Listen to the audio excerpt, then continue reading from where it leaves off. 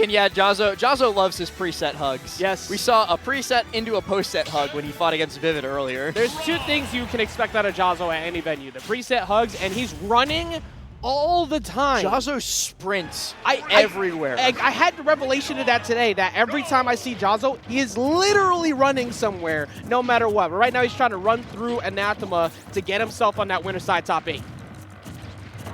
And wow, this is careful neutral. We were talking about how good Anathema is at playing neutral, but first hit didn't come until about 15 seconds into the match. That is a rarity these days in Smash Bros. Ultimate. But yeah, not surprised.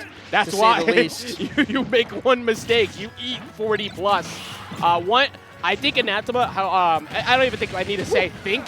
Everybody knows Anathema with a gyro in hand equals a potential 0 to death at any time. He's the best at it, bar none, when it comes to Rob. It makes it very difficult for Anathema to get off the ledge here. He eventually does it by throwing that gyro, forcing shield, and then rolling towards center stage. Looking for an opportunity to try and convert this into a stock, but opts to pick up the gyro instead of continuing that chase, which I think is very smart of him. Steven almost always will opt to recover gyro if he thinks he's going to need it, but he's not going to be able to recover that first stock of the set because Jahzzo quickly going to shore you for it. It makes sense, too, to constantly get it because it literally plays neutral for you, especially it locks down someone like Ken. But watch again, anytime Jahzzo gets an opener, it's 40 plus 30 on average with every single opener, and that'll make you second guess ever trying to box with him because you can't afford to take that damage. Quick little parry once again, and Jahzzo just going to continue to rack up this damage. Anathema smartly just kind of mashing that side B out of disadvantage because it's going to knock Jahzzo away no matter what. Jumps out of shield to get away from the down tilt, the crouching low. Yeah, Anathema trying to figure out a way to, well, that's going to be one stock right there. You have to make sure that you're not letting Jahzzo get free parries off of these nairs too, because Jahzzo's timing on parry is so good. He does consider himself the young parry god.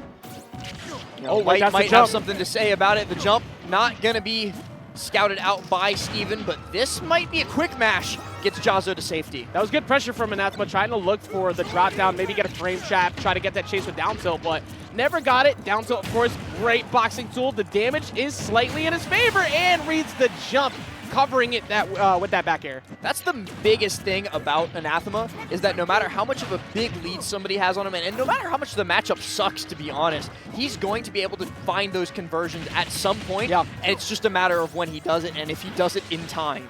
Yeah, very patient player, never really lets the game get out of hand. Jahzzo is also known as a comeback machine, so a lot of this right now is just getting your damage where you can. The Shoryuken doesn't confirm, so it's a little bit more free damage there.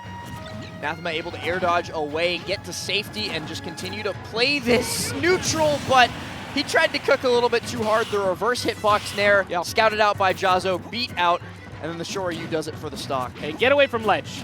You do not want to be dealing with spike games. Even though Rob has great recovery, that is a great way for you to start getting scared of Jahzzo, and Jahzzo looking like he's not missing a beat here last, just continuing to rush him down. And it's not just below the ledge as well. Ken Dare has to be a threat above the ledge if you get caught jumping too often. You get caught jumping by a Ken Dare, you won't be caught jumping this game because that jump up air going to do it for the game. But what I was talking about is, like, Jahzzo very, very good at scouting when he thinks people are either going to jump or roll get up, and acting accordingly. Yeah, I mean, Anathema literally jumping in seat as he got that. It's like, oh my god, yes! Because it is so frightening.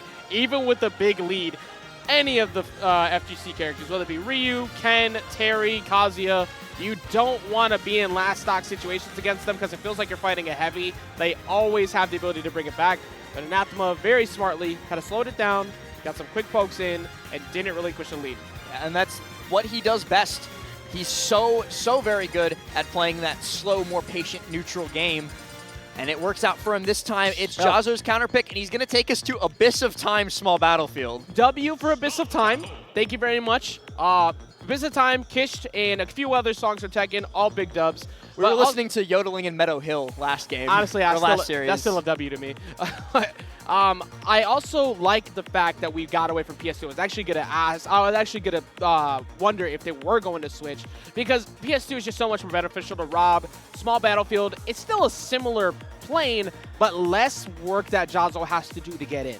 And the more in Rob's face you can be with the character with frame data as strong as Ken's, the better it's going to be, because when Anathema tries to retreat and then pluck gyro or set up laser, Jahzzo then has the opportunity to maybe even like focus cancel into his face and then blow him up. Yeah, more opportunities for a quick parry on a laser to run in to get a punish too. Lose that gap. You don't get something like Smashville because there's no real world where you're going to get that stage. Oh, that's going to be insta-banned. Yeah, that's going to be removed every day of the week, regardless of how good Rob is at ledge trapping. 344 though. 44.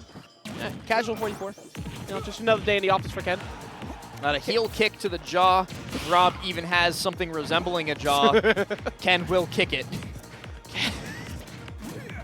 He is the jawbreaker, if you will. Hey, jumping in, air-to-air game is always really good for Anathema too, which is good because if you can stop short hop up airs from Ken, you are doing great because that on near any platform can equal death very early.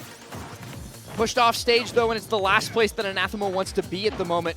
Having such a hard time throughout the set, and it's only game 2 of getting back onto the ledge past Jahzzo. Very good from Jahzzo there, too. Almost every other time he's gotten away with a lot of damage there and gets the chase down into the down tilt. That's going to confirm into that stock. A lot of it was aggressive play from Anathema, just trying to get out of there. So I'm curious what the next route's going to be next time if he decides to take a roll or get really defensive. This was exactly what you were talking about when they selected Small Battlefield, Ajax. Jahzzo being able to rush down less space and convert into kills just like that. If you can avoid having to fight Rob on PS2, you should. It is not a great idea unless your character is like Mario or something. Jahzzo beat the heck out of that gyro. He F-smashed it and then he faired it.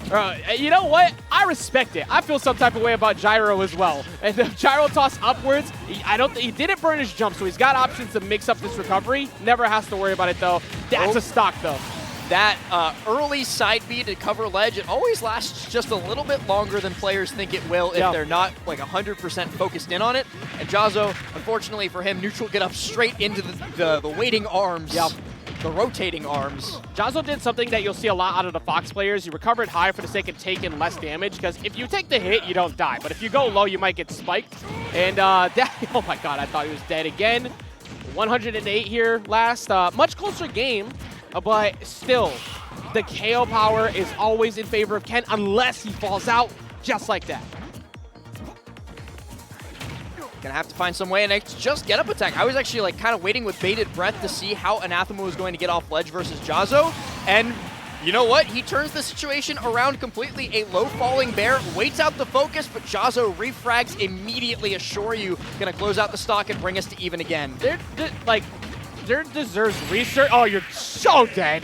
That was such a clean, swift stock from Anathema. Doesn't even need a gyro to steal those away. And that's what we talked about earlier, where you have to recover high more often in these types of matchups for characters that have pretty linear recoveries. Because if you take a hit, whatever, it's damage. But if you go low, and it's easy to punish, potentially might get spiked. Yeah, that's the big difference maker, and it made all of the difference at the end of that game number 2, and it's the reason why Anathema is up 2-0 all of a sudden, despite the fact that it feels like Jahzzo's been in great control of these games throughout. It's just Jahzzo's winning neutral, Jahzzo's doing a great job on advantage. It's just that Anathema's advantage is so ridiculously strong. 100%. Jahzzo may have the damage lead throughout most of it because how consistent his combos are, but Anathema's punish game and the ability to kill you at essentially any percent is just working that much better, as he always gets to kill sub the amount of damage before Jahzzo closes it out.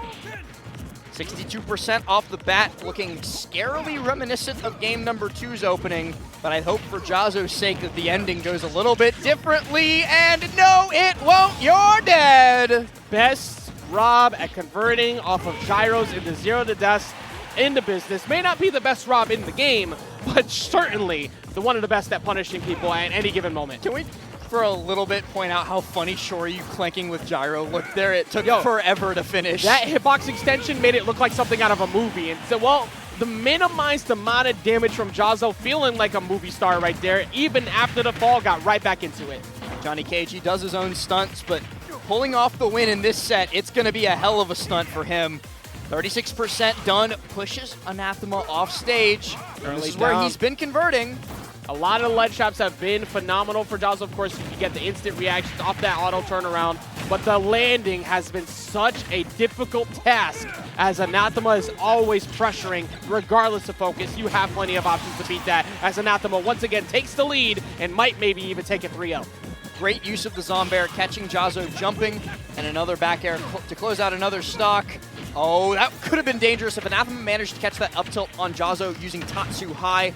Could have been able to convert it into a lot more, but now he's being devious. You know when Anathema is Z-drop naring in place, he's cooking up something fierce. It scares the hell out of you too, because you see that happening, and you do that, you die, as that side special is going to take him deep off stage and close that out 3-0. Amazing job once again from Anathema, and now lines up what we expect to be one of the most difficult matchups for DD in the winner's side, as Anathema has an incredibly good history fighting up against Steve.